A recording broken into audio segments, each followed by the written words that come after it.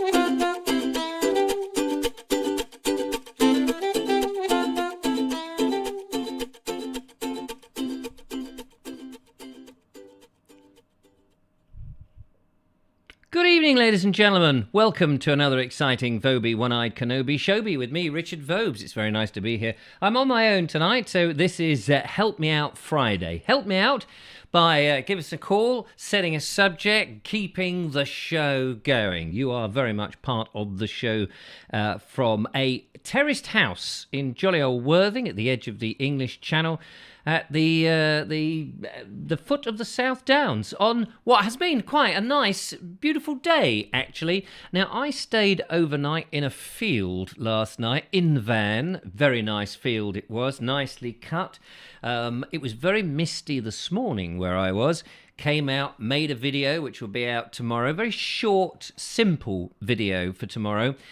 Part of a longer video, which will be coming out, hopefully, if I can get it all edited together and the voiceover done on Tuesday on the Bald Explorer channel. Our sister channel, our grown-up sister in the big frilly dress and that lovely little garland hat that she wears with a satchel round the back and pigtails sticking out, twirling in the wind as she casts away down the road in roller skates with those little tassels that whiz round as she goes. Yes, that's our big sister station, the Bald Explorer. Quite how the pigtails got into that, I don't know, but never mind. I say the first thing that comes into my head, and often it's complete nutter tosh. Very lovely to see you out there. We're at the end of another long week. Hope it's been not so long for you. It hasn't actually been that terribly long. It went woof like that. Woof. Ever so quick.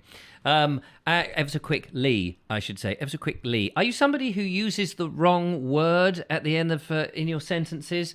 But like, ever so quick. When surely it's ever so quickly. Or are you one of those people who say, well, we were sat at this table when you mean we were sitting at the table? Are you somebody who bastardized the English language? Yes, that's me. You're looking at somebody who does that. Not intentionally, but it does come out that way from time to time, and I apologise to all those people who go, oh, God, the Vobes, especially when I'm using words and I put in extra letters, like in anomaly, which isn't actually a real word, apparently. It's anomaly, but for some reason I say anomaly, because I've always thought of it like that. It's like retrobates. I don't mean retrobates, I mean reprobates.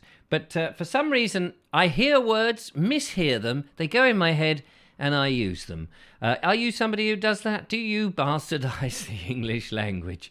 I'd be interested to know if you change your words around or put funny things in. Let me know.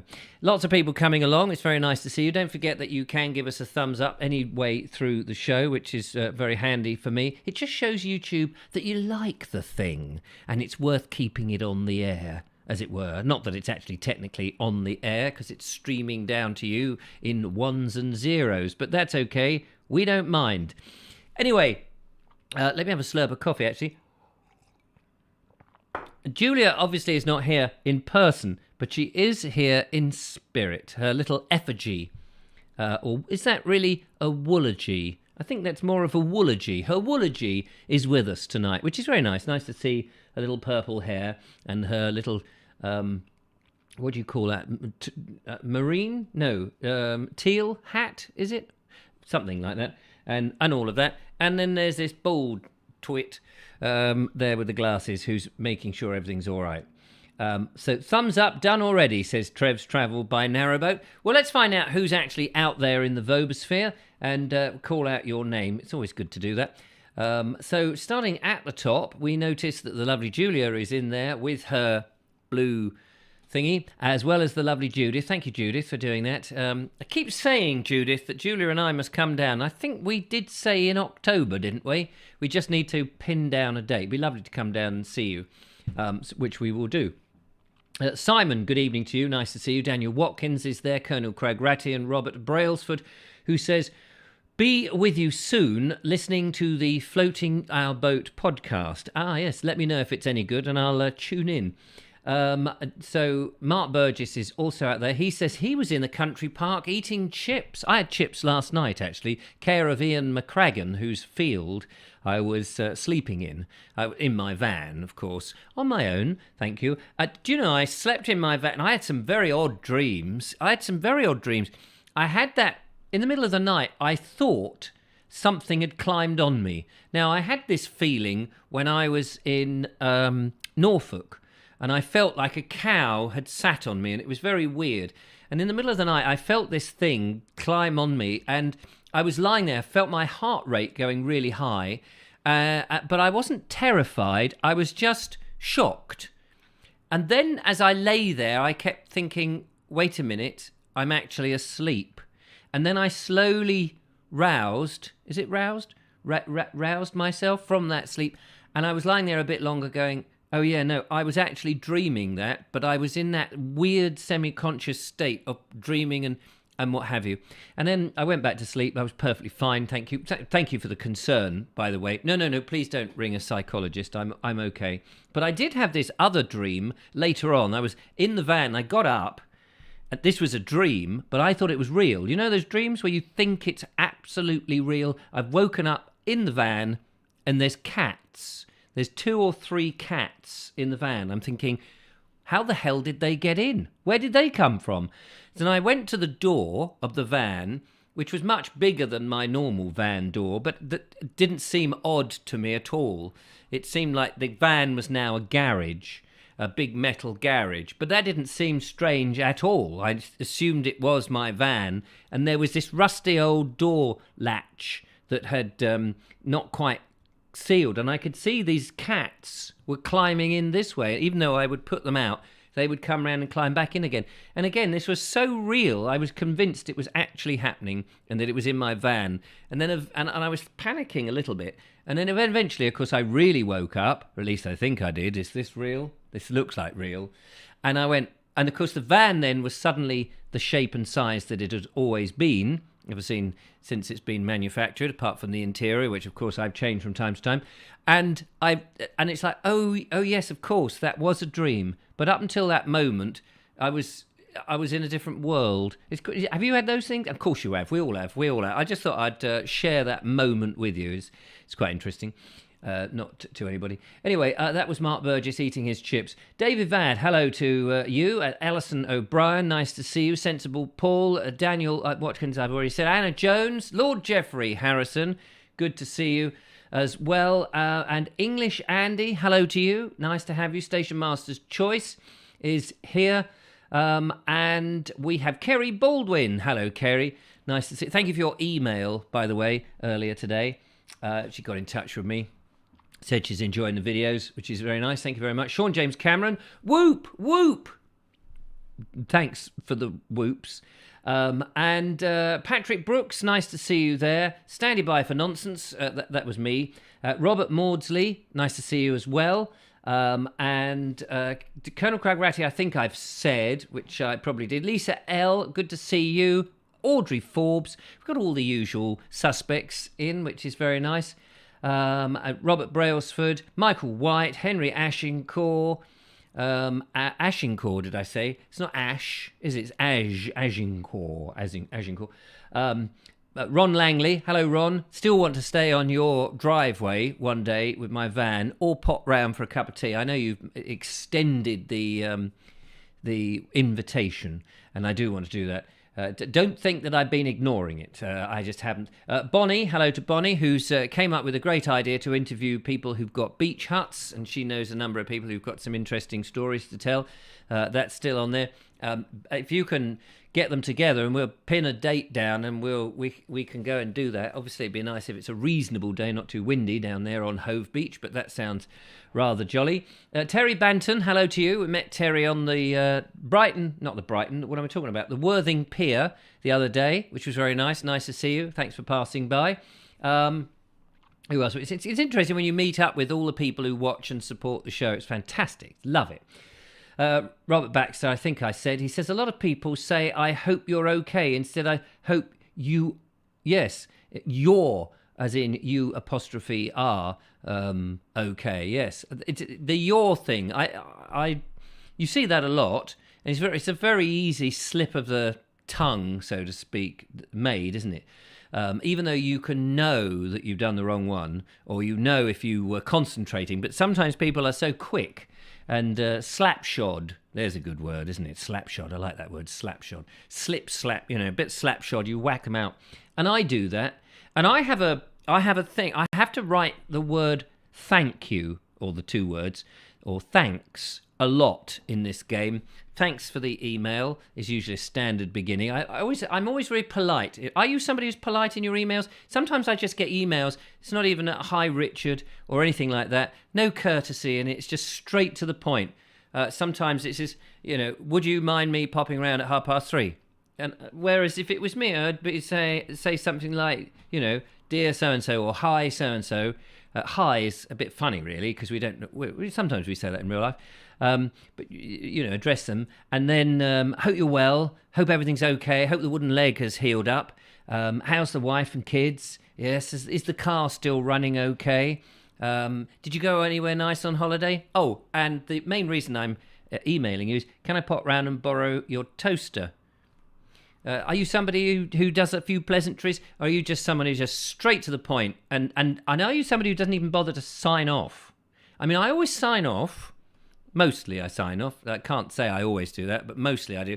Unless you're in a whole but there is an automatic signature, but it doesn't always show up. Why doesn't the automatic signature show up? It sort of cuts off so that it looks like I'm being rude. It just says, "Oh, I'm not going to bother to show that," and you put the signature in there, and then it doesn't show it. Isn't that bizarre? Or maybe it isn't. Anyway, a lot of people say, "I hope you're okay," instead of yes. I hate the word slippy when the word is slippery. Yes, it's slippery, not slippy. That's a very slapshod use of the English language. Oh, we have a caller on the telephone. Let's find out who that is ringing in to the show. Hello, caller. Welcome to the show. Sean James Cameron, London. Sean James Cameron, London. Not heard from you for a couple of days. You've been not watching the show or just ignoring us? Oh, just got a bit of friends going through a bit of a band patch. Oh, okay. So, yeah. So they took precedence, did they? Well, pardon? They took precedence then, did they? Well, they're basically... No, they're dying, so... Oh, I see. So just because they're dying, you thought you wouldn't watch the show. Is that how it rocks in your world? So we've all got around to have a final chat. Oh, blimey. Sorry, I'm only taking a mickey there, but that is awful, of course. I'm sorry to hear that.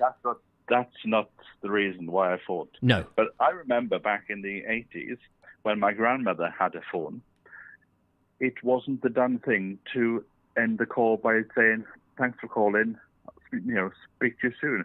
You just said, if you phoned up somewhere and said, "Do you have a packet of seed I could buy?" And they'd say, "No, we don't have that in stock." You just put the phone down. Is that right? Well, this is what I'm sort of throwing out there. I don't know if it was just my grandmother who did it, but yeah, she just used to go, "Oh well," and just put the phone down. You see, when you watch, if you're English, or British, or any other nationality than American, let's put it like that. Yeah. In the American films, they never seem to say goodbye. They just finish their conversation. They go, "There's a, can I borrow a thing?" "No, I haven't got any."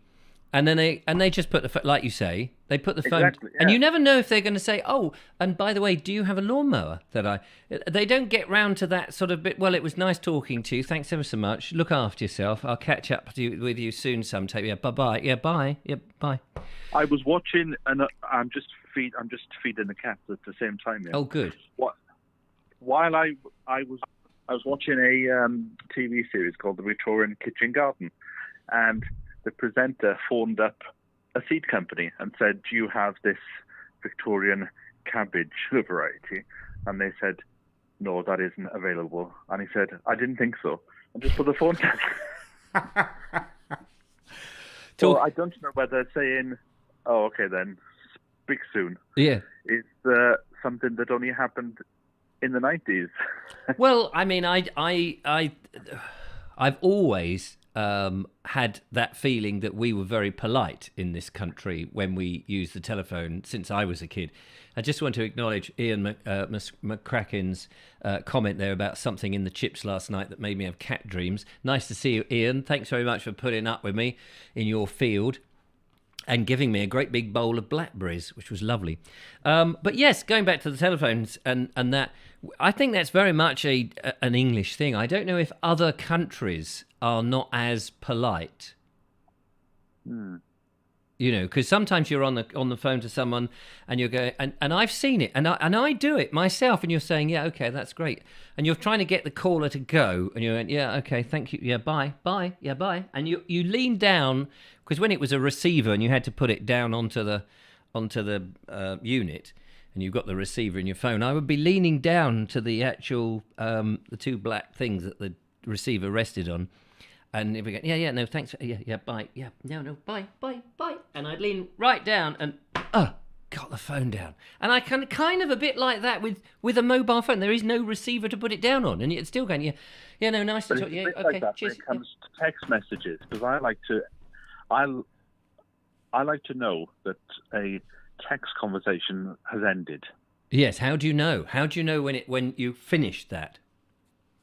So I would say, "Thanks for that. Chat soon." Yes.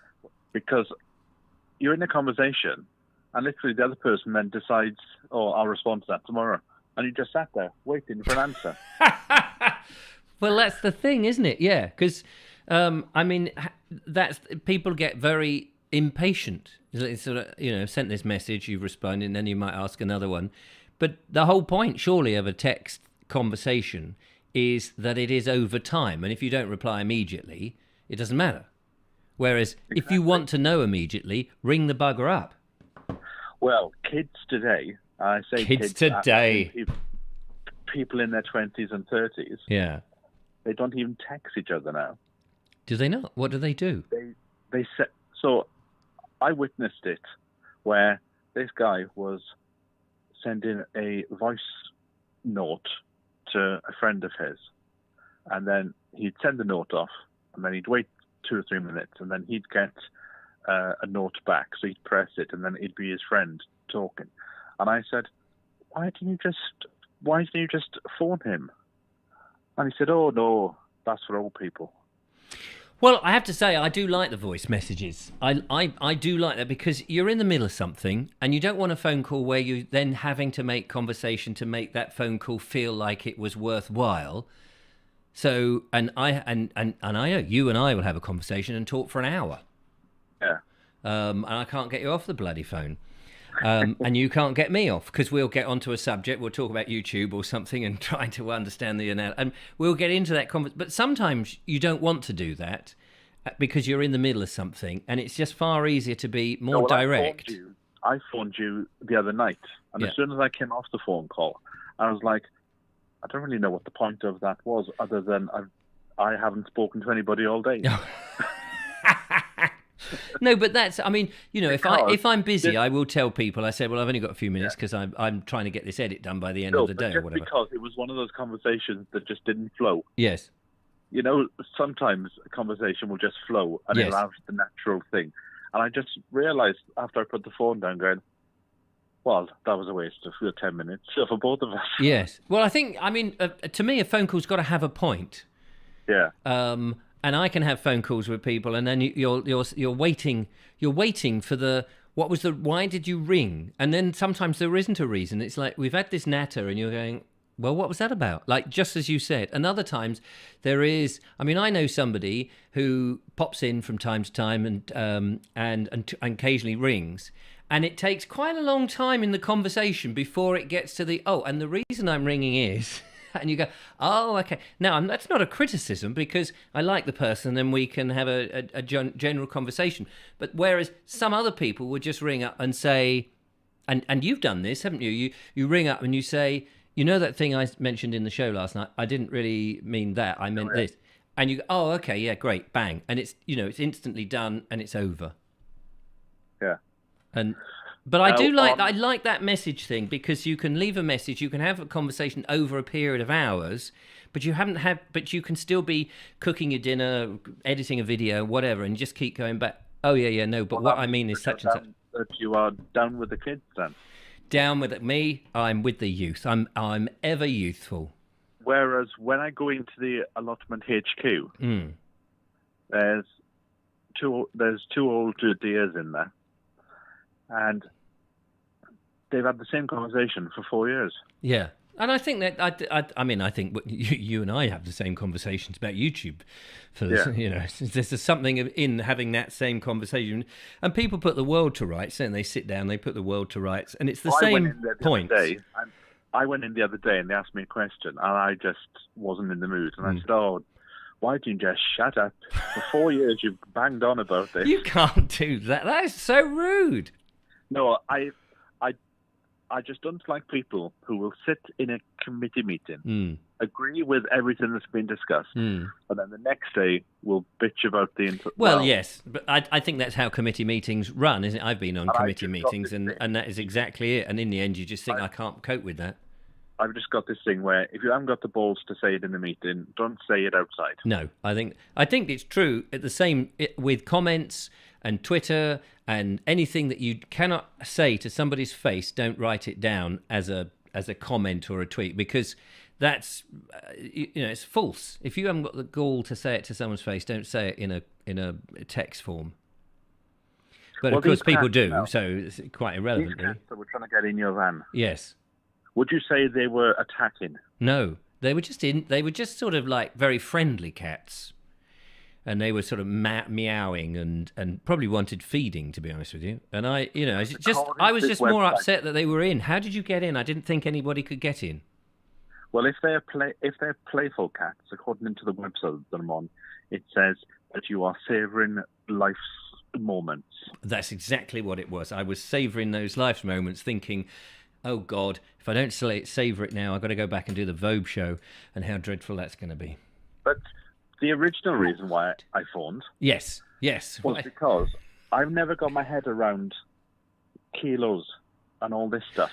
Oh, so this week I thought myself, I'm going to sit down and I'm going to sort out the metric and just get my head around it. You don't need to. 2 days later, I saw it on the news. There's no points now. No point. Pounds and ounces are back. Inches and feet are back. It means people like me who were stuck in the middle when you were a young chappy, and they're sort of forcing you to go by, all this meter stuff. And now when some smart Alec, some healthy bloke goes, I'm going on a 6K run, and I can go, what the hell does K mean?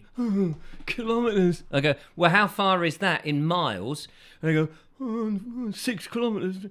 Well, how far is that? It's like 2 miles or some, it's not very much. It's always less. They do it in kilometres because it always sounds much further. I'm going on a 25K. Because isn't a kilometre 2 miles?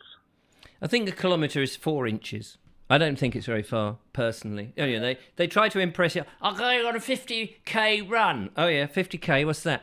200 yards? 100 yards? Yards? I don't know what yards is. What's yards? I'm going on 50K.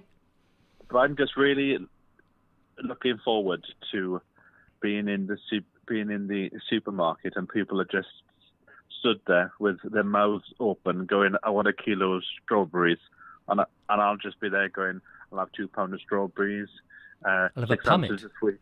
I'll have a pummit. How big's your pummit, mate? I want them to have those great big scales back again so you can weigh them out. I know some places do that, but I want more of that. I want more of that hands-on that we go in and go, I'll only want 3 potatoes and 2 carrots, and just, you weigh them up and you see the big needle. What was ever wrong with that? Well, especially in the days of COVID when we can touch everything and put it in super spreader me. A question for the evening. Yeah. What would you like to see return? Back?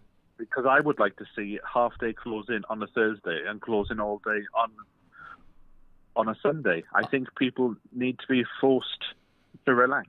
I think people... What about full week closing? Well, that might be taking it a bit straight. Like, I remember the 3-day week.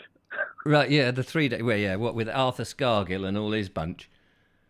Yes, but I was all right because my father owned the local shop. Oh, right. So I got a lot of friends in school, and I learned very quickly. Sometimes you get friends just because they can get discount in the shop. Yes, that's true. Well, listen, we mustn't hog the conversation, but thank you very much for your contribution. It's been lovely. Well, and thank you for reminding me about pounds, shillings and pence. Is that pounds, shillings and pence coming back? Well, going back to our conversation about not ending the phone calls. Yes.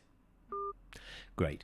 That was you-know-who from you-know-where who has hung up on me. And the lovely Julia, of course, ever one to correct me. She says, yes, there's also that word pummit. It's punnet, is it? I've always called it a pummit. It's, again, miss, it's a punnet instead of a pummit. I like the word pummit. It's got a more rounded, how big is your pummit? No, punnet. I do a lot of puns, but I obviously got it wrong. Let's have a look at some of your wonderful comments. By the way, we've only got one video, if you're wondering where the videos are. We've only got one video in, so I'm saving that for a lull in tonight's show. There's no prizes for guessing who's sent the video in. So going back, let's have a look at some of these messages. And by the way, I didn't say hello to everybody. I think Linda Kane managed to slip through without having being checked. Of course, she's wearing her chains and leather, which is always good.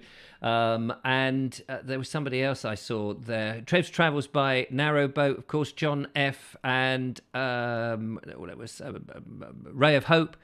Great, and many others who have come in, which is fantastic. And apologies if I didn't say your name. I hate it, says Lisa L. I hate it when people say, can I get, instead of, please may I have. Yes, that's please may I have is a lovely way of asking. Can I get one of those? Yes, I'm sure you can get one, but would you like one? I mean, I remember one time when I was in the beginning of the lockdown thing, and this bloke came up to me and he said, have you got a mask? And I said yes. He said something like, will you wear it? I can't remember what he said now. Will you wear it? No. He said something like that, and I said, can you? Oh, he said, can you put your mask on, please? And I said, I can, but I won't. He said, what? He said, can you put your mask on? I said, yes, I can put it on, but I won't. He said, what do you mean? I said, what you mean is, will I put it on? Or would you please put it on? Not can I put it on? Yes, I'm physically capable of doing it, but I choose not to. Thank you. They were in the days when it was just, to legal people who might be watching going, oh yes, we can get another case out of this. They were in the days when, of course, you had the choice, your own personal choice, to breathe or not to breathe. They were back in those days. Do you remember those days? Remember? Audrey Forbes says, who remembers sitting on the stairs in the cold, talking on the phone for hours? Yeah, I remember that. Remember? And the end message. Oh, I end message with laters. Oh, I hate that expression. Laters. And I actually hate the expression see you later, because I always think that means see you later that day, not see you later in the future, because it sort of, presumably if you get on and like each other, you're going to see each other in the future. So see you later is a like not a necessary thing. But if you are going to see them later that day, you could shorten that to see you later. In my little world of vocabulary, I could be wrong, probably not. The word so at the beginning of every sentence is my current hate, says Linda Kane. And you get this in interviews, don't you? And it's a lot of them are these so-called scientists. And you ask a scientist, and we've had a lot of science on the mainstream media, haven't you? And I've stopped listening to a lot of the mainstream media. But you ask a scientist a certain question, will rabbits ever rule the world? And they go, so in the world of rabbits, we find blah, blah, blah, blah, blah, blah, blah. The thing that I hate more than anything else, though, is when people don't answer the question. You ask them a very basic question, and you hear it on the and the answer comes, and you think, well, you didn't answer the question. And if you've got a good interviewer, especially on radio or on the television, they'll ask the question again. Yes, I'm sorry, but you didn't actually answer the question. Will you do such and such? Are you going to do this? Well, so we have this policy that said, yeah, but what does that mean? Are you actually going to... I wish sometimes they'd let me be an interviewer, because I would just hone them right down. Say, that's not the answer I'm asking. In a yes or no thing, are you going to do... No, are you going to do it? I know it's a difficult question, but it's a question people want to answer. Are you going to do such and such? People don't like to answer that. And so we have this sort of language which corporations and politicians have invented that is meaningless. It's like paff. It's just a sort of soft filling, a soft gooey filling that does nothing. It's no good to your health. It's if you think it's okay, but it's nothing. It's just a bubbly, soft, rubbishy load of old paff. It's guff, gumph, bump. It's not. It's a non-entity. Yet people will go, oh, that's nice, and understand it. Library instead of library, or library, says Linda Kane. Yes, the R, library, isn't it? Library instead of library. People, I mean, in spoken words, people are, of course, slovenly. And I myself, of course, I'm not doing it. Kerry Baldwin says, I've got used to being called a genealogist instead of a genealogist instead of a genealogist. Is that in terms of how it's written, or I'm not quite sure how you spell it? Zombie boiler instead of combi boiler. Is that what people use? I've just seen that from Patrick Brooks. A zombie boiler. Never heard of a zombie boiler. I mean, I have an SE. People may not know what that is, which is quite good. Mark Burgess says, chatting up a date on SMS is fraught with danger because you can't see the tone of voice to judge how the messages go down. And that is one of the things that I used to find when I used to write comments, and people would think that I was being serious when I was being jokey, because you couldn't get that. And I suppose that's where the emojis come in. You've got to signal that that was a joke. That was a joke. I forget what SMS stands for. Can somebody remind me? We use those acronyms. Are they acronyms? We use those, and often, in the end, we forget what they mean. And the other thing is, there are many of those acronyms in the language which some people just assume you know what it means. And they'll say, FYI, blah, blah, blah, blah, blah. And I always think, I don't know what that means. Or if I think I know what it means, but maybe it's not. Maybe you're using words that have the same initials and don't know. So I often say, what does that mean? FYI? For your information. Why can't you just say for your information instead of FYI? It's not much effort more, and I wouldn't have to ask you the question. And why is it for my information anyway? Is it for nobody's else? I thought the information, you don't even need to preempt what you're going to say with that, because clearly it's for my information. Otherwise you wouldn't be saying it. It is information that you are delivering to me, so it must be for me, if you see what I mean.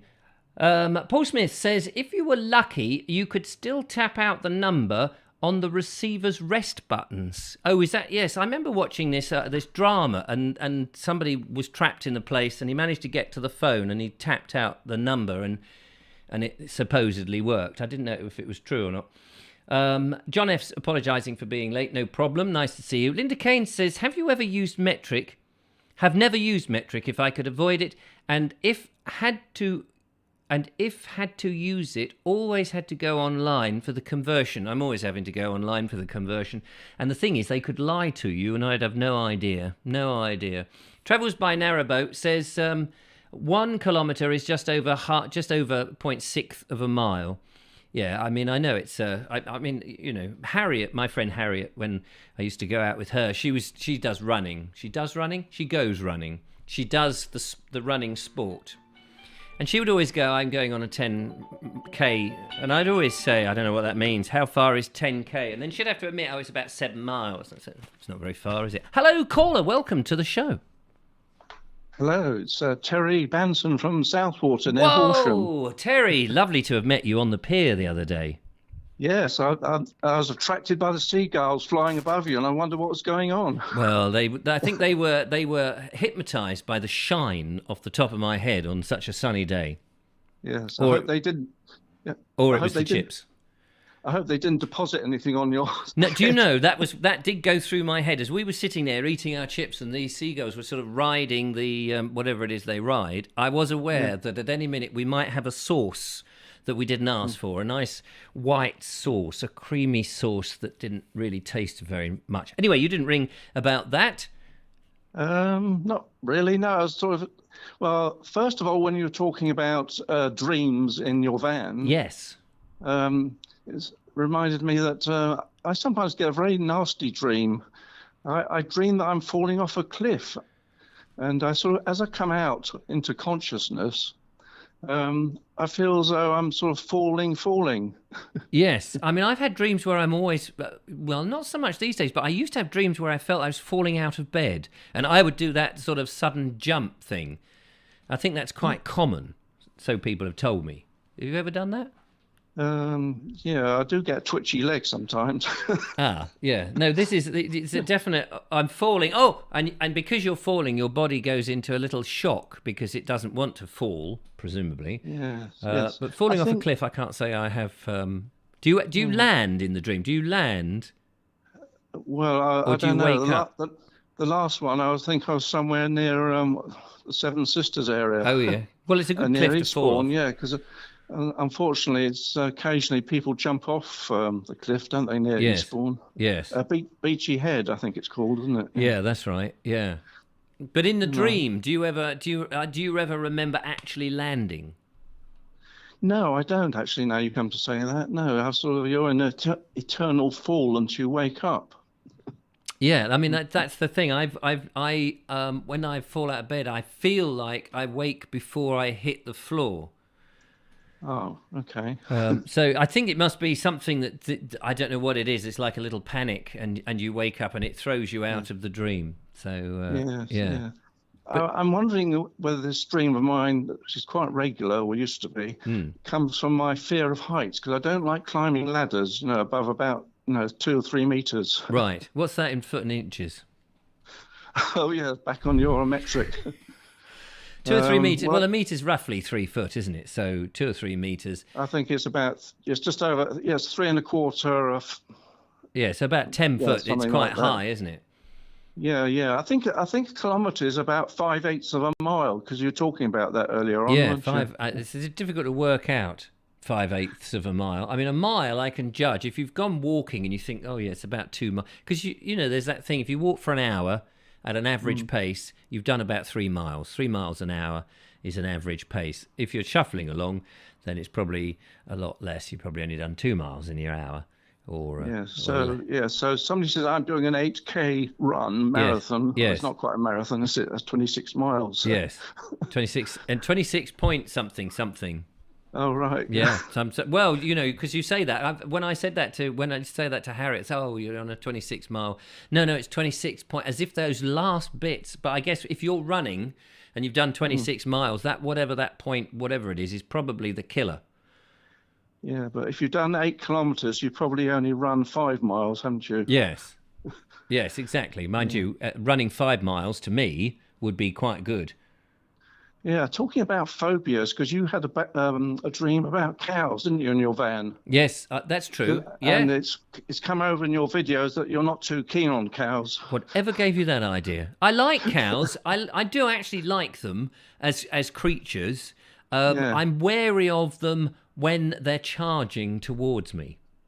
Yes. So I avoid them to prevent that from happening, because I'm aware that although they're not going to eat me, they may knock me over and trample me. Yes, I've got. Well, yes, I nearly got chased by a bull once, but that's a different kettle of fish. You get a bull coming at you as Yes. opposed to a cow. Yes. Yes. Yeah, but luckily I don't have a dog. But you do hear of people Well, going people into have been fields with killed. dogs, Yeah, that's right, and they've been killed. and often if they let the dog go, off the lead, so to speak, they can look after themselves. Rather than hanging onto them, chasing after the dog. Yes. The cows chase after the owner of the dog that's still got the dog on the lead. That's true. I had an experience when I was very young, and when I was quite young, my dad took us into this field, and these cows are at the other end now, and they came running towards us. Now they probably thought we were going to feed them. There was probably nothing more than that, but they did come hurtling over, and we ran. And I think from that point, it made me very wary and scared. But with the dogs and the cows, it's just, some farmers say, yes, be wary, it's good to be wary. And other farmers just chuckle and laugh at you and say, oh, they're lovely cows, they're not going to do no harm. And you don't know what to, who do you believe? Yeah. Yes. Well, whenever you see a sign at the edge of a field, beware of the bull, you look around and you can't see a bull in sight. Yeah, no, I did a walk only the other week, and it had this sign, and it was like, I thought, oh, I don't want to go in that field now. But it was halfway round on my circular walk, and I asked a woman who was coming the other way with a little dog, I said, is there a bull in this field? She said, no, there's nothing in this field at all. I said, well, you're in it. Well, apart from me and my dog, there is nothing else. There's grass in it. Well, yes, but there's no bull. That's what you asked for, you strange man. I said, oh, right, okay, thanks. Yeah, So maybe it's a ploy by farmers who don't want people trampling around their fields off the footpaths, public footpaths. Get you through it hastily. They put up these signs to sort of, discourage people from going into the fields. Absolutely, yeah. Well, I think that's a good idea. You don't want people sort of stray. I mean, if it was your land, you don't want people straying about a bit. So just before... Anyway, just to change the subject a little bit, but on phone calls, I used to enjoy watching one or two of your scammers calls, when you dealt with scammers. Oh, yes, I love them. I love when they ring up. I love wasting their... If I've got the time, I will waste their time.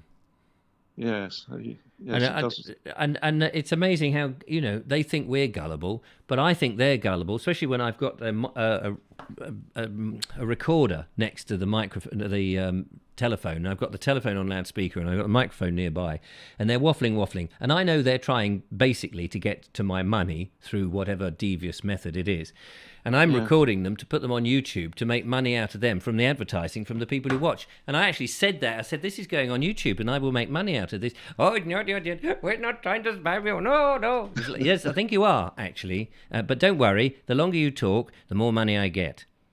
Oh. Yes, and talking of ending calls, very often they put the phone down on you, don't they? Yeah, In the end. yeah. In the end, they get a bit fed up, and it's not, and I'm being very polite but firm, but silly. And then they decide that I've had enough of this.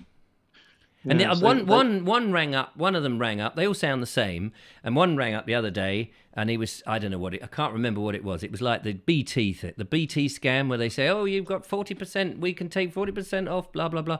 And I said, "Oh, that's very nice." But I said that iPhone 7 that I ordered, has that come? She said, "No. iPhone said, no, this is BT." I said, "Oh, in that case, it was." And I went through all the other scams that these same people do in the hope that they would go and switch tact and go, "Yeah, okay, well, the washing machine, we can give you the insurance policy for the washing machine." But he didn't bite. But in the end, I told him he was a spammer and he can spam off. And he did. Yeah. Terry, lovely to talk to you. Okay then. Thank you so much for calling in. Probably see you at the Ditchling Common. Oh, good. Yes, that's right. That's only it's very shortly away now. It's a week on Sunday, is it? Yes. Exactly. There you go. 10:30 for an 11 o'clock start. Yes. Okay. I'll set up my sat nav with the timer on it. Fantastic. That's what you want. Yeah. Okay. Nice talking to you. Yeah. Look after Bye. yourself, Terry. Bye-bye. Bye. Bye. There we are. That was Terry Banton calling in from Southwater, up the road by about 20 miles from here. Lovely to talk to you. Lots of comments coming in. We will go to a video fairly soon. We only have the one. There were some nice comments coming in, so I'm just going to rattle through those. Don't forget you can give us a call on 0793 474 790. The falling out of bed thing, says Audrey Forbes, is when your blood pressure drops. Is that right? Oh, the blood pressure drops and you feel you're falling. Oh dear, I don't know. Is that a bad sign? You're not supposed to have high blood pressure, so presumably it dropping is a good thing, unless it drops too much. Is it a sign that it's dropping too much? Andy English says the sudden jumping out of bed, firing off a signal to your heart to make sure it's still beating as your blood pressure drops suddenly. Oh, I see. And is that because you're dreaming happily and you've relaxed so much that I haven't had it for a while, so maybe that's a good thing. Bonnie says has anyone ever had the experience of being very far away like a pinhole, then very up close suddenly? No, I can't say I've ever had that. That's a bizarre one. So you're suddenly very far away and then you zip through space. That must be peculiar. Sensible Paul says plasterboard sold metric one way, imperial the other. Is that right? So you can have 100 millimetre this way and you can have it 8 foot that way. Is that how that works? Yeah, that's a bit bizarre, isn't it? So you've got to have a little bit of... I mean, over in the us English, which is what I love about the English, we can mix our metaphors like that, can't we? We can mix our imperial with our metric, and mostly we get what it is, because we were very clever. We kept rulers with both the metric on one side and the inches on the other. And often when doing some cutting, and I know this was the case with Colonel Cragratty, because when I went round his house and he was helping me with my van conversion, we were measuring stuff, and if it just was easier to go, well, actually, that's 6 inches, we did it. But if it was easier and nicely rounded up to 80 centimetres, we'd do that. It just seemed like we had two different things. Instead of, oh, that's 85.3, that's too complicated to remember, and where you just go, oh, that's a nice round number in inches, great, bang on. Jonathan Fox says, I often think I'm about to fall off my bike when I drift off to sleep. Oh, that's interesting. Yeah, well, of course, you cycle a lot. Judith says, I have that too, usually when I wake up bursting to go. Oh, what did Linda Kane say? I have a recurring dream of trying to find a usable loo. I've done that. Oh, my goodness, the amount of loo dreams that I've had where you go in and the cubicle is made of glass, and you're suddenly aware that everybody can see you. Or it's every loo is occupied in the place, and you're searching and searching for the loo, and you end up, and then there's this one little room, and you go in there, and then suddenly it's not plumbed in, or there's something wrong with it, or the bowl is missing, and you go, oh my God. And of course, you wake up and you realise you need the loo. It's great. Well, it's not great. It's the most frustrating a dream of all. Judith says the toilet dream is usually your subconscious telling you that you have a full bladder. Yes, absolutely. It could be your subconscious, but I think you're right the second time with subconscious, which is good stuff. Bonnie says, I used to work with people who had phobias. Did you? But now you're too scared to work with them. Don't tell me. Audrey Forbes says that I also dream that there is lots of walls and doors are only waist high so people can see. There you go. And Bonnie says, I had a phobia about my knees being touched, but only if they're flat. If they're bent, I'm fine. Flat knees, eh? Mine are just knobbly all the way year round, and you're very welcome to come and touch them. For short intervals, obviously. I don't want them being touched, somebody coming up and going, I'm putting my hands on your knees for 4 days.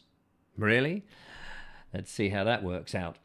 Michael White says, thanks, Kerry, for your kind words. There must have been a conversation going on there. Ian McCracken, I do know your name. Ian from Liss says, transit vans were designed to carry sheets of 8x4 plyboards. Oh, there you are. The 8x4 plyboards that I bought to convert my van fitted in just nicely. McCaggan. I got it. See? I do know your name. McCaggan. Val Pragnell says, hi there, Richard. A few years ago, I had the same dream 5 times, being shot in Boots, the chemist. Needless to say, I don't shop in there anymore. No, good for you. I wouldn't go in Boots the Chemist if you're going to be shot. Nobody wants that. Rob Jones says, I get them blue dreams.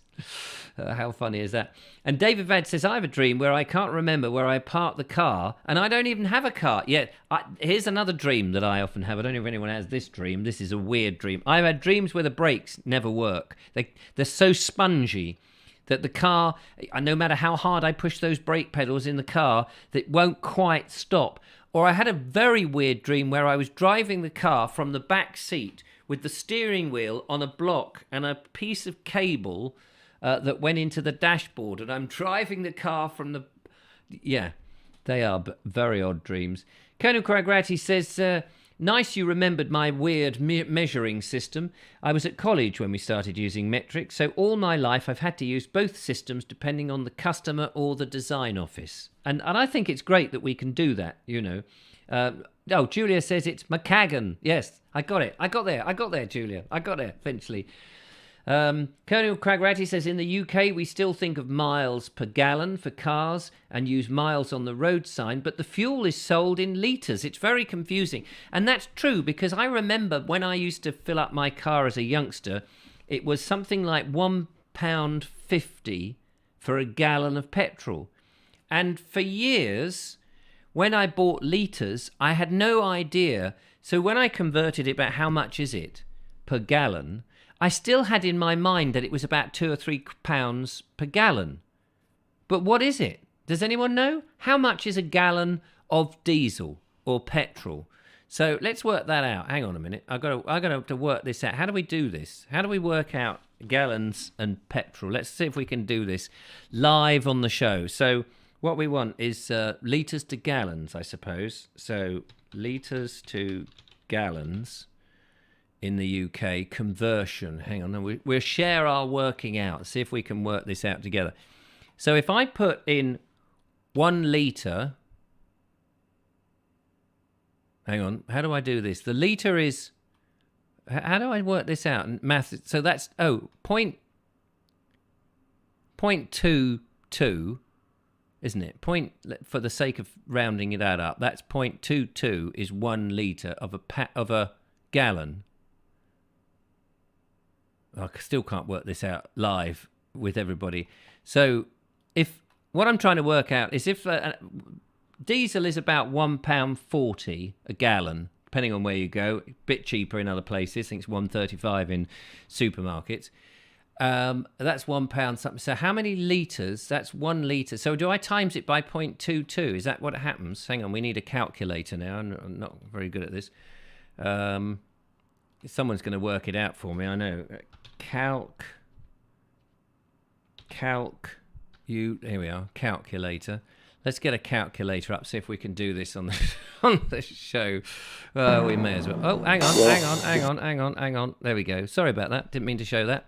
I pressed the wrong button. So it's 0.22.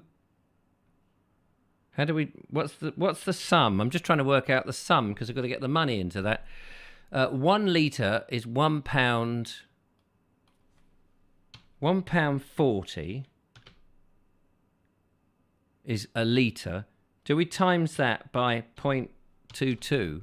Oh, hang on, that's no good. 140 times 0.22. Is that the sum? I probably got that wrong. No, that can't be right, because that makes it only. What's this?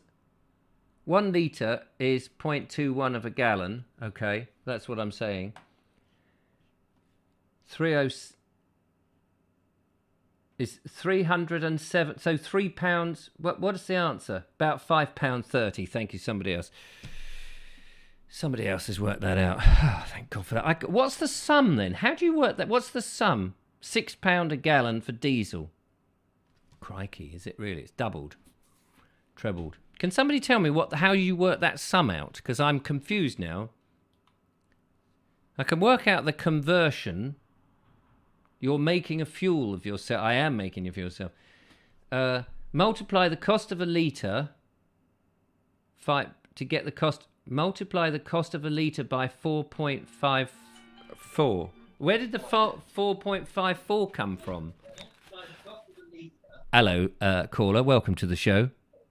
Hi, Richard. It's Jackie. Hello, Jackie. Lovely to have you on the show. I don't know. I'm watching delayed because I've just come in doing the shopping, but we just caught you. Yes, trying to work out the price of a gallon. Yes, and Martha, it's 4.5 litres. 4.5 litres to 1 gallon. Yes. That's where the 4.54 station master says multiply the cost of a litre. 4.5. I see. I was doing it all arse about face. I don't know how he worked it out, but he just said immediately when he heard you asking 4.5 litres. So hang on, let me work this out live on the show. Whilst you're there, I'll just get the calculator up here. So 4.5 litres is 1 gallon, and multiply that by.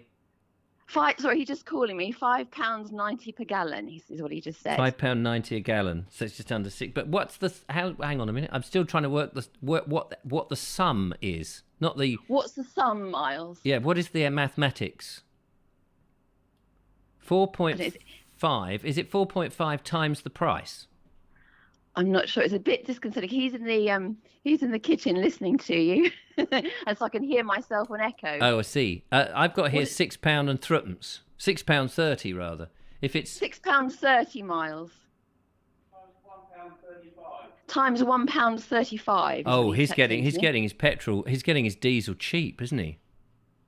I've no idea. Yeah, because he's diesel, I'm petrol. Oh, you're yeah. So I think the average price of diesel is about £1.40, depending on where you go. But it might be cheaper. Yeah, no, I think it is something like that.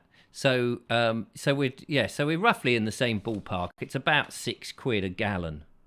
Yes, he's calling out to me £1.40 for diesel. Yeah, there you go. That's just, yeah. Thank you, Miles, and thank you, That's Jackie. Okay. Oh. That's okay. I better go and carry on putting the shopping away. Yeah, but I've got you on. Have you got anything nice in the shopping? Well, the food for the week, really. Oh, We've lovely. Got, yes, not like when you came round. That was a special treat. Oh, was it? Well, be around soon then, so you can get some more special food in. All right, take care. Take care. Thanks, Jackie. Bye. Bye. Bye. So there we go. That was the lovely Jackie from up the road at Thacombe, and Miles, who was doing the mathematics. Sean James Cameron says, "What's that in pounds, shillings, and pence, Richard?" Oh God, yeah. What's that in pounds, shillings, and pence? What, £6.30 is £6, and 30 is what is that? 30p a shilling. God, it's been so long now. What is that in shillings? How many shillings? It's something 10 bob, is it? Was it? No, wait a minute. 30p has got a number of 5p's in it, and it's the 5... I don't know. I'd like pounds, shillings and pence to come back so one can actually exercise the brain in a more interesting way, but I'm crap at it. £6 and 6 shillings. Oh, is it? £6 and 6 shillings. 30p was 6 shillings. Yes, because that's it. That's the 5p's, wasn't it? The 5p was the shilling. 6 fives are 30. That's so I was right, but I just couldn't pull the sum out of my little bonce. Yes, the number of litres in the gallon, here we go, Guy Fishbourne, thanks Guy, by the cost per litre equal the cost per gallon. So there was £6 a gallon. And then when you take off the, 75% of that is tax, take off the 75% of tax and you'll find that the actual diesel is probably still only a quid. Phew. 30p is 6 shillings. Yes, everyone's telling me now. How many apples in a bunch of grapes, says Dave Ivad. That's a good question. Or 6 guineas, says Nigel. 6 guinea. How much is a guinea? Is a guinea is a guinea 5p? A shilling? Wait a minute. Guineas are more than... What? You've confused me now. Posh dresses were always in guineas. Also, racehorses are sold in guineas. How much is a guinea? Not a guinea pig. How much is that doggy in the window? Oh, look. How much come up here is how much is a gallon in the UK, and it says 4,000. How much is a gallon? 1 imperial... Oh, in milliliter. Oh, that's no good. I didn't want to do that. How much? What was I asking? A guinea. A guinea. How are you spelling guinea now? Oh, yeah, G-U-I-N. That's right. Guinea. How much is a guinea? No, not a guinea pig. How much is a guinea worth in today's... No, how much is a guinea worth in the old days? What is a guinea? Guinea was 21 shillings. So, yes, so it couldn't have been... Who said it was 6 shillings? £6, no. Who said it was or a guinea? 6 guineas, says Nigel. So it can't be 6 guineas then if it was 21 shillings, surely. Or was it? I don't know. Let's leave this subject because I'm making myself out to be a complete nutter. Maths, I got, when I went to school and I left my comprehensive, I only had CSEs, not GCSEs. GCSEs were not a thing. We just had certificates of secondary education. And I came first in maths. Maths, not math. Maths. Plural. Mathematics. Plural. Just so you know, none of this, it's not mathematic. It's mathematics. Maths, for short. Just so you know. My pony riding lessons were 1 guinea each, says Deborah Martin. So 1 guinea is... How much is 1 guinea? 1 guinea is £6 and 6 shillings, says Nigel Sadler. The small green petrol cans are a gallon, says Robert Baxter. And 21 shillings is £1 and 5p. So 20 shillings to the pound, isn't it? But you get extra for a guinea. Sean James Cameron says, did you do the 11 plus? No, luckily, I was too thick to do the 11 plus. Didn't do the 11 plus. But do you know, I remember in the penultimate, there's a nice word, penultimate year of Aronside Primary School, my primary school I went to, there was this rumour going around we were all going to have to sit the 11 plus, and I remember being 9 and being petrified, absolutely petrified that we would have to take this test. And I've hated tests ever since. Absolutely never understood the reason for tests at school, particularly at school, and particularly if you've got children. You know that your child's ability ranges one day to the next. Your ability isn't the same on each day, just as your own ability isn't the same on each day. And it's the same actually with eyesight tests, but that's another thing. We won't worry about that for the moment. But you do a test, and if you're measured on the result of that one moment in time for the rest of your life, that's just not a fair system. Because if you've had a bad day for whatever, never mind the fact that as you are growing up, you're going through puberty and your body is changing and we're all changing at different rates. Never mind that's going on for the moment. And this particular day, for whatever reason, you can't remember certain things. Perhaps the oxygen isn't in your head. The things in there, you're a bit tired. You had a late night. Your parents were having a row. Your mother is drunk. Whatever is going on, and you're feeling, and you are now being expected that whatever life has dished you up in those first 9-10 years, and you're going to sit and do the 11 plus or whatever it is, all the CSEs, the GCSEs, the O levels or whatever, and you're going to be tested on that for the rest of life. I think that is the most unfair system. And I mean, think of the rubbish that we're in the situation. The poor kids at the moment who haven't even been to bloody school for very long. I mean, this is dreadful situation for them. And then the government trying to think up ways of testing them. I mean, the real test is you get the job, and if you're okay at the job and can learn and you've got the right aptitude, then they'll carry on paying you and you can carry on with the job. But if you get the job and actually you're complete loopy fruitcake, then they should be able to get shot of you. You know, there's so much more to whether you can remember what the capital of France is or how many shillings go to a gallon.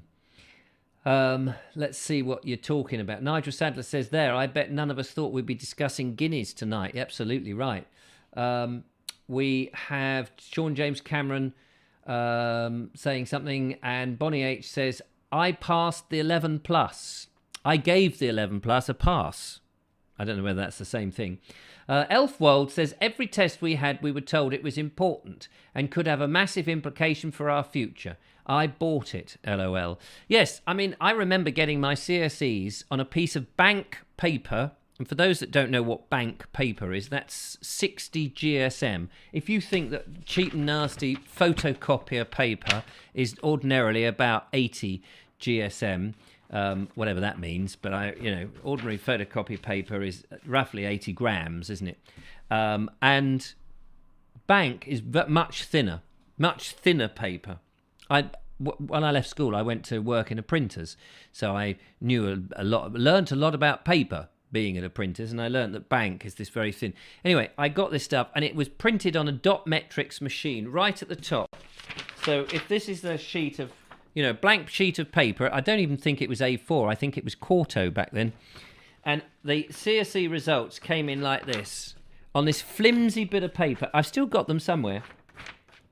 And it just went maths, English, geography, history, and all of that. 8 subjects. And it gave me, and that was my name and a year and a school.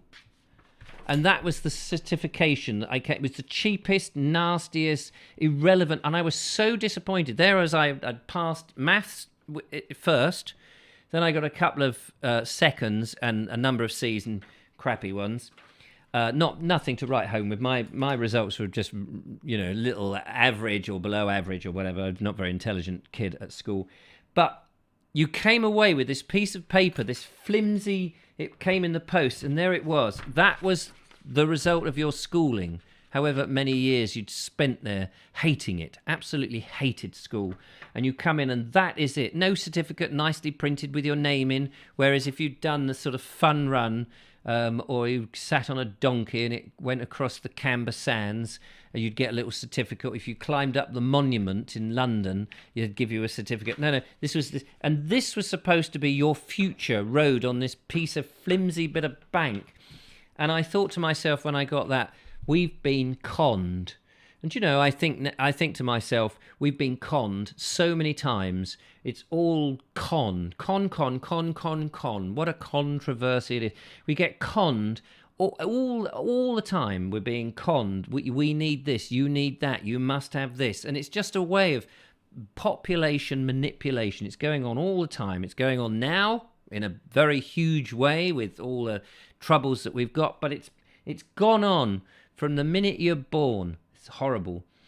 The proper certificate used to take months to be posted to you, says Mark Burgess. I never had a proper. I just had that flimsy thing. It was. David Vad says, was it Isel toilet paper? It was pretty much that. Pretty much. Mustn't forget Groats. Oh yes, still talking about money. My degree on what was like tear off toilet paper. Yeah, there we go. It was probably bank. It was probably bank paper. What else have we got there? Arthur Nicker. Are you all still talking about that? It was dreadful. Kerry Baldwin says, I couldn't do exams. Just ended up in a bundle of nerves on the day. Couldn't wait to leave school and get away from feeling unintelligent. Got a degree part-time whilst working full-time. Well done. I finally got my degree 40 years later. And Nigel Sadler says Isel was a bank of waxy, non-absorbent toilet paper. Yes, who remember those in the blooming boys' loos where your stuff just slid off it? I mean, it was the most disgusting thing trying to... And of course, you know, the amount of times you sliced your bum up with that. We will play a video very soon. Soon, ladies and gentlemen.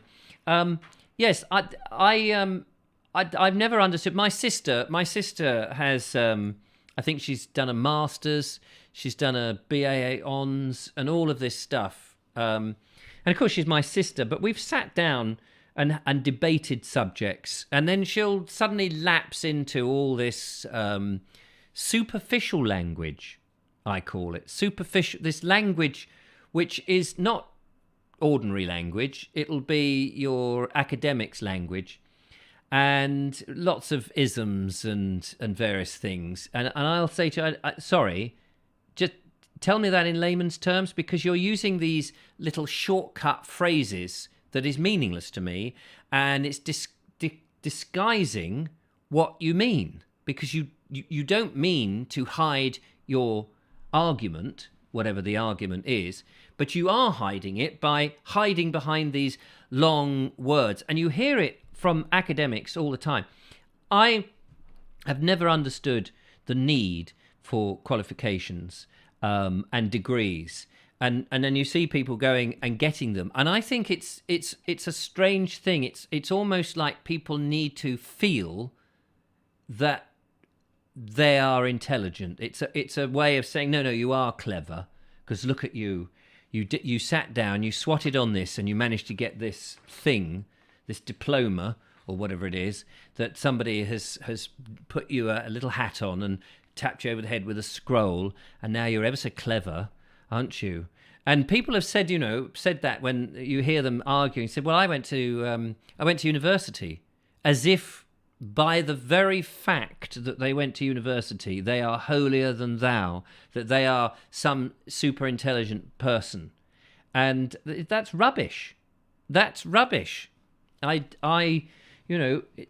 not saying that people who don't go to university are the most cleverest people in the world. I'm not saying that, but I'm saying that some people don't feel that need to have a bit of paper to tell them that they are intelligent or something.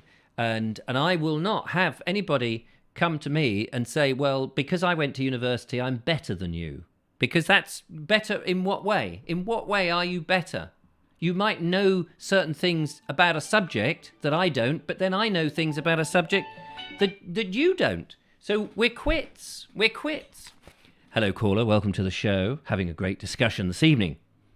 Sean again. Oh, hello, Sean. Fancy you ringing in. Just because it's a quiet night, I thought I was It is quiet. Yeah, there's nobody talking. I went to university when I was 30. 30, yeah, okay. Because I had no interest when I was 16, 17. Right. And I only went because I found in TV land I couldn't earn the good money. Well, it's funny you should say that, because when the Bald Explorer... Now, this is a case in point here. Listen to this. I made the long format Bald Explorers back in the day, the early ones that I made. Yeah. And they went on air on the community channel. I got no money for it, but they went on air and they'd seen it on YouTube, and they broadcast them. So I got a broadcast credit for it, for what that was worth. And I was approached by a producer of Coast, the BBC television programme, Coast.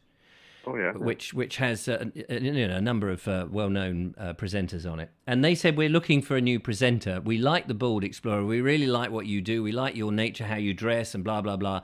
And I said, oh, that's interesting. And he said, we'd be interested to talk to you about a potential putting you forward as a presenter for Coast. And I thought, wow, I've made it. He said, so what did you read at university?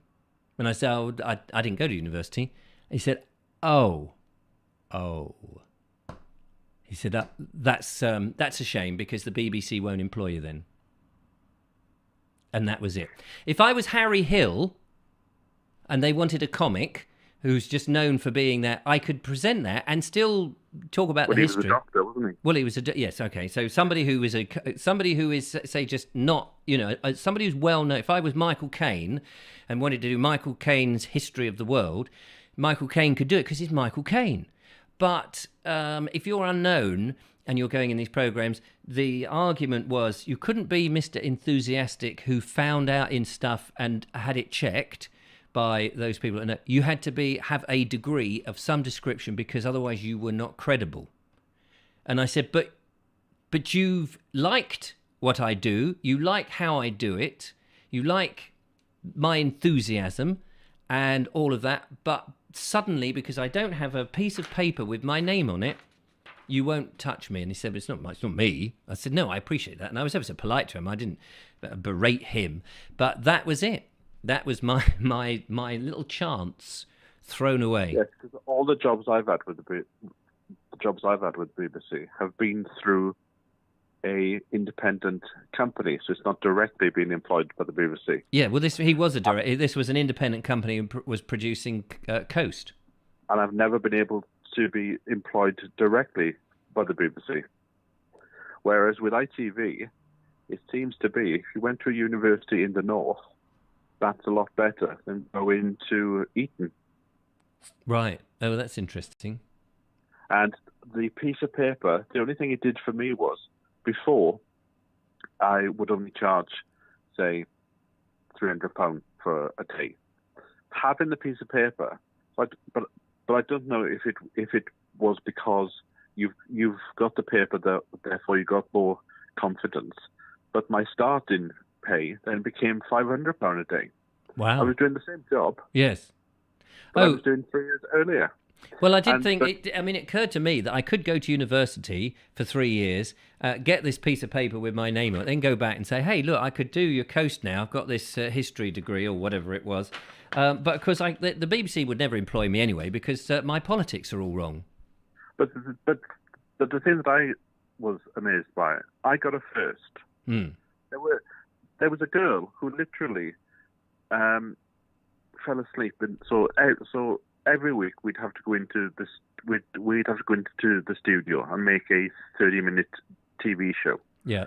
But because I'd already been in TV, I was making 6 episodes a day. Yes. And everybody thought I was a bit off my head because they were like, "Well, you only need to do the one." Yes. And I'm going, "Yeah." But in the real world, you would do 6 episodes, or Countdown does about 15 episodes a day. Yes. If you're paying for the studio, let's utilize the time. Yeah, exactly. But there was a girl who used to sleep every Wednesday that we were in the studio, and she passed. And I'm going, how on earth? Where's this? So then my whole thing changed, whereby they just want your money. Mm. They'll give you a 2-2 degree. That just means, oh, you turned up and you paid for it. Andy English says, what, £500 a day? Where do I sign on? I mean, I used to earn. I mean, I'm not boasting, but I used to earn in the entertainment business because I self-taught myself to juggle or unicycle or all those things. I could turn up, walk on some stilts for about £300 for 2 hours, and then go home and on some. But I don't do that now. In the end, I got fed up with it. I'd rather earn nothing and make my own videos and work like a beaver. I hope beavers work very hard, by the way. No, well, I found that towards the end, because there was always more money in the corporates. So if you put in so I was doing a corporate video once. It was costing them £8,500, which is sort of cheap. Yeah. And, Well, I used to do corporates, and I charge them 500 quid. That's cheap. And we started this one, and this happened 2 or 3 times.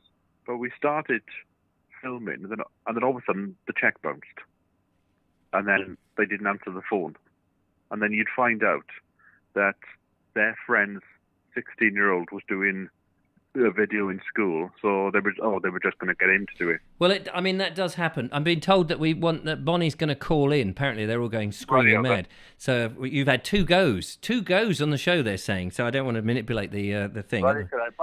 Nice to talk to you. There we are. That was somebody who has actually already rung in. But if you want to ring in, you're very welcome. 07934746790 is the number. We want Bonnie. Hang up, Sean. You've been on twice. There's Ray of Hope. We want Bonnie. Look, everyone's saying we want Bonnie. I've got a video to squeeze in. So should we do that now? I think we will. We'll do that now whilst Bonnie works out whether or not she's going to call in. So we'll go to the video box. What happened there? Something went a bit awry there. Sorry about that. Let me do this. I don't know why this is doing it this funny way. Okay, this is back on the Tillington with the lovely Bernie, who's going to give us a bit more. This is part 3 of Tillingham, if I read it correctly. Tillingham. Well, I'm back deep inside the countryside now. You can still hear that damn cockerel at Hode's farm. Now, I'm in Furnace Lane. Now, I suppose I've got to be a bit careful here because people will be beginning to get up ready for work now, and these narrow lanes won't be very nice to drive on in about half an hour or so, so I better get my skates on. But I'm just walking back here. This is where the Tillingham actually splits into 2 for a section and then joins up again further down, and I'm wondering if one of them might have been some kind of a mill race at one time. And I'll tell you why, because this is Furnace Farm. Now, probably the only major industry, if you could call it that the Tillingham ever had. Why it was out here, I don't know. But the Beckley furnace and ironworks was here, and the Tillingham was used to power the bellows for the ironworks, and they made cannon for the Royal Navy until about the late 18th century, what, 1770, something like that. And this is the bridge over the other little bit. I feel as though I'm shortchanging you actually, because there's still nothing much to see. This is rather quiet down there. One wonders how the flow was ever big enough to power the bellows. Well, that's interesting. East Sussex County, I don't know if you can see that if I come round the corner, East Sussex County Council have imprinted on the post for the bridge. I've never noticed that before. There's another one. Look at that. That's an interesting little touch. Straight ahead, that's where it was. It was in that corner there. It was replaced by I can't think what replaced it now. I'll have to add a little subtitle over this to tell you what it was, but it was whatever that was burnt down in about 1900. God, what replaced it? No, it's gone. The perils of working without a script. Anyway, yeah, so the Tillingham was only ever really navigable for about 3 miles inland, and there were a couple of farms, Leeson Farm and another one further down that had little jetties, loading stages, that kind of thing. Although I hardly think the Tillingham was very big even at that stage. It certainly wasn't up here. But that's really the only important industry the Tillingham had. So anyway, this is the bridge on Furnace Lane, and just a little bit of information about the Beckley furnace and the Beckley Ironworks. As I say, cannon, I don't know when they were loaded onto the river, whether they had to be taken by horse and cart or something like that down to the nearest loading stage. I don't think the river was ever that wide, even up to this point. But as they say, stranger things have happened at sea. Stranger things do happen at sea. I don't know what strange things they are, but they certainly do happen. Thank you so much, Bernie, for sending the video in and breaking up our little thing about education, which was... but it was an education, of course, watching your splendid videos, and thank you very much. And thank you for being the only one who has sent one in this evening. Mark Burgess said, can I show the pictures he sent to me? Yes, of course I can. I never quite know whether they've been sent in for the show. Whilst you're stunningly looking at Mark Burgess there with his giant... I assume they're melons. We'll say hello to the caller. Hello, caller. Hello, it's me. Hello, me. Is that Bonnie? Yes, it is. Giggling away. Nice to hear you. Dulcet tones. Are they dulcet when you talk to a woman? I'm not quite sure, but it's lovely to hear. God knows. Some sort of tone. Anyway, Yeah, anyway, I want to apologise to Bernie. I was concentrating on Bernie and listening and watching. Yes. So that's the most important thing. So everyone's got you to ring in, and I know. I God read knows back. why I've forgotten what I was going to say now. I remember seeing briefly, just as I was just watching Bernie, but flicking my eye across at the comments that I'd missed, that you said it took you a lot of work. Were you very proud of your diploma? Oh yes, I know what I was going to say. Okay, so my dad couldn't read or write, and he left school at about 14, I think, and did an apprenticeship. But my mum left school at 11 because of the war, because what they did was they sent them off with labels around their necks, and he was 11 years old, and they were in the Blitz and everything, so it was 41. Yeah. And by the time the war was finished, I think they sent her and her two sisters. They were 5 and 7, and she was 11, and they tied them all together with string so they wouldn't get lost. Yeah. And basically, they ended up in Buckholm Weston in Devon. Which I must go and visit actually. And for the duration of war, they were there. And because my mum was so tall, she didn't go to school. And by the time they got back to London... Hang on a minute. You can't, hang on. Because she was tall, she didn't go to school. Yes. Unpack that for me. So because she was tall, they thought she was older than she was. Oh, I and see. So she never went to school. No, it's not that they had small doors. Well, I didn't quite get, just because she was tall, as if there was a rule, you're too tall for school. It's like going on a fancy, on a fun fair. If you're above this line, you can come on. If you're below it, you're not. But if you're above the door, you can't come in. Well, she was quite tall. Anyway. So they didn't bother to sort of prove by bringing a birth certificate or anything like that. No, they didn't have birth certificates, Probably they had one and it got lost in the Blitz or whatever, it was wartime. Nobody had bits of paper. And so by the time after the war, 1945, she never went back to school.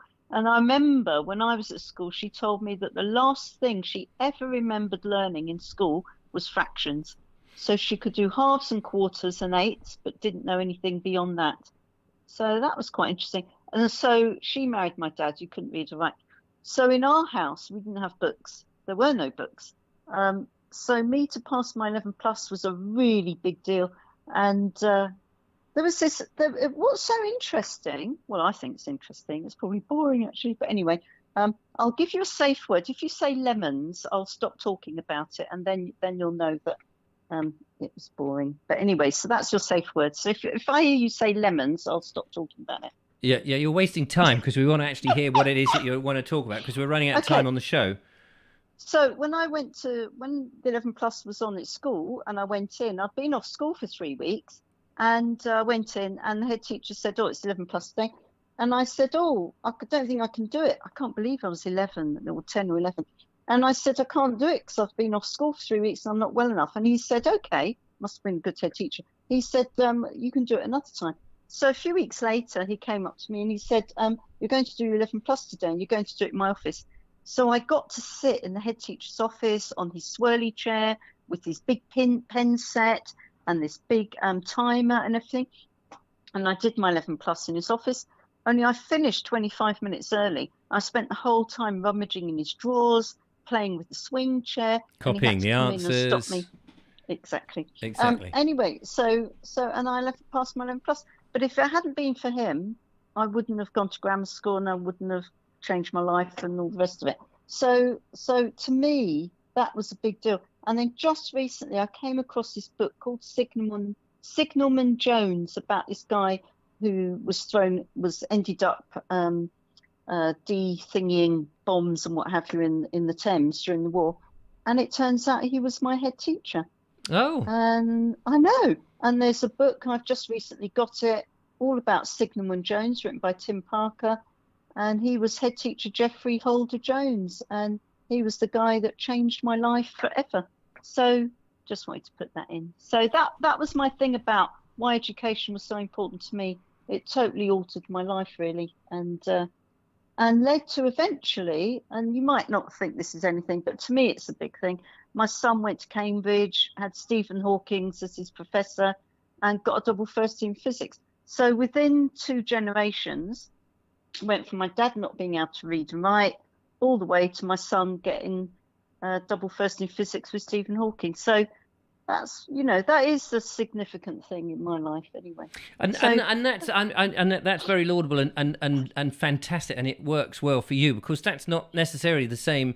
Somebody who'd gone to grammar school and then went on to university may not have been in the same class as Stephen Hawking's, may have had a Duffer class, may have done, similar story, but they may not have succeeded or may not have had the aptitude, and they may have been better with their hands or playing a musical instrument or whatever it is. And so all I was saying earlier on is that for me, and I think there's so much put on the emphasis on getting a certain qualification which says to you that you are now clever and able to go into the thing, that there's a lot of people who are just as clever, but in different ways. Oh, I agree. But they're not given the chance. But I'm not very practical at all. Yes. All my cousins are carpenters and practical. I was the only one that went to university. And in my day, so it was 1977, only 2% would go to university. And now it's something like 40 or 50%. Well, exactly. In those days, that's right. I mean, I was at comprehensive school, and the careers master, who normally was a science teacher, but for the day was suddenly a careers master, and asked me what I wanted to do when I left school. And I said I wanted to be an actor or a film director. And he laughed and said, "Well, there's a job down at the local printers. What about that?" And they just didn't enter. There was no, "Oh, okay, Richard, that sounds like an interesting thing. Here, let's see what we can do to get you to go towards that goal." It was like, "No, that's not for you. But there's a job in the town, and they'll pay you X amount of pounds if you go up there next week." And of course, immediately I knew my place. But I did think, well, if I'm working, I could earn money to buy that cine camera. And I just took the practical way, go, well, okay, I don't need an education. I'm going to do it my way because they haven't opened the door for me. And it is about valuing everybody's talents and experience. That sounds a bit cliched. No, but you're right. That's what I'm trying to bang on about, that so much emphasis has been put on a piece of paper, intellectual ability, yes, and a piece of paper that says that you are something, and because it's written down, it means that you are. But I think that people can be that without having to have a piece of paper or having necessarily to go. You might go to the school because you're doing a degree in something or a subject that you're interested in. But when I went to mime school, Here's another case in point. Went to mime school. At the end of the mime school, everybody was lining up so they could have this certificate to say they'd been to mime school. I didn't. And eventually the master, the mime master, he came up to me and he said, Richard, I notice you haven't come up. And I said, what use is it? I said, either you can mime or you can't. No one's going to go, oh, yes, you can be in this mime play because you've got a bit of paper.